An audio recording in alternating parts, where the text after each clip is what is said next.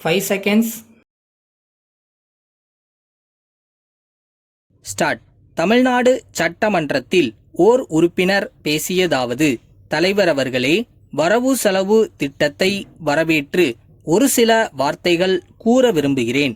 இந்த அறிக்கையில் 5 ஆண்டு திட்டத்தில் நிறைவேற்ற இருக்கிற திட்டங்களை பற்றியும் இதற்கு முன்னால் நிறைவேற்றப்பட்டுள்ள வேலைகள் பற்றியும் வரவு செலவு பற்றியும் மாண்புமிகு நிதியமைச்சர் விளக்கி கூறியுள்ளார்.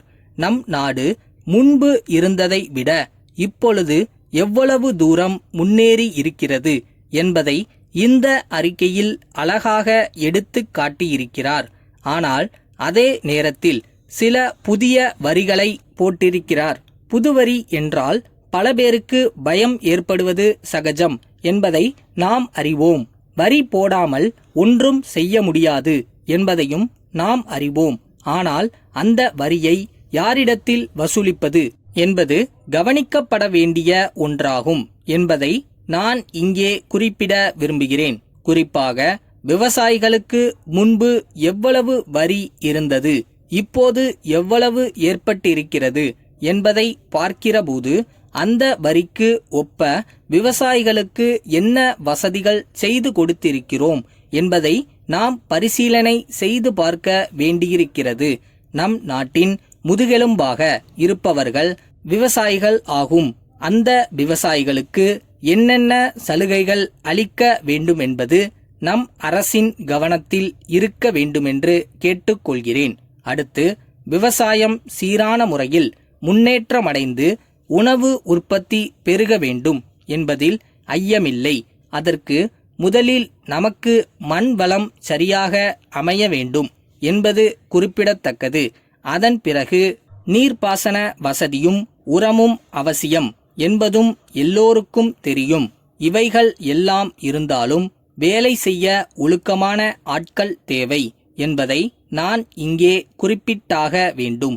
கூலியாட்கள் நல்ல முறையில் வேலை செய்தால்தான் எந்த தொழிலும் வளர முடியும்.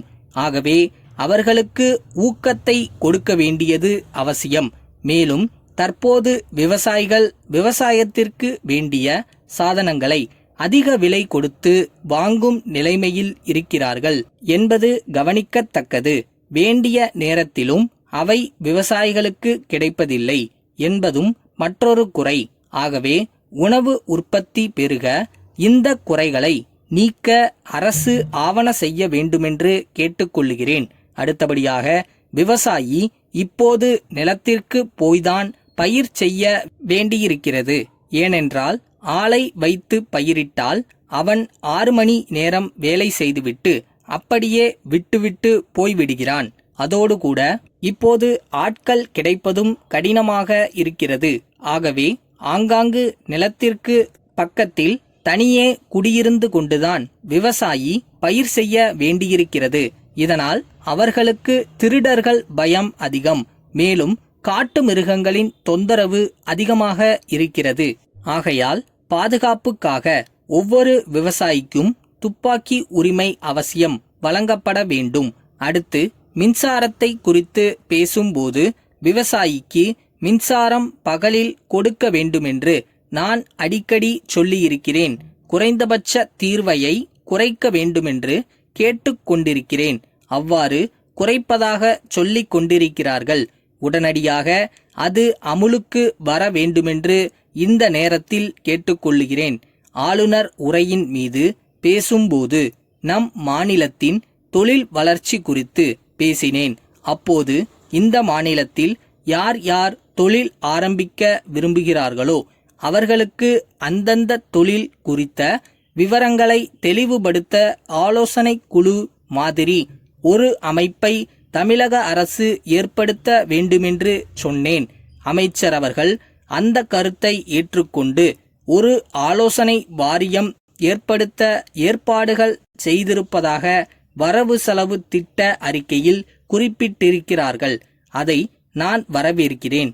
வாரியம் வருவதன் காரணமாக தமிழ்நாட்டில் தொழில்கள் ஏராளமாக பெருகி மாநில மக்கள் எல்லோருக்கும் நல்ல முறையில் வேலை வாய்ப்புகள் அளிக்க வசதியாக இருக்குமென்று நம்புகிறேன்.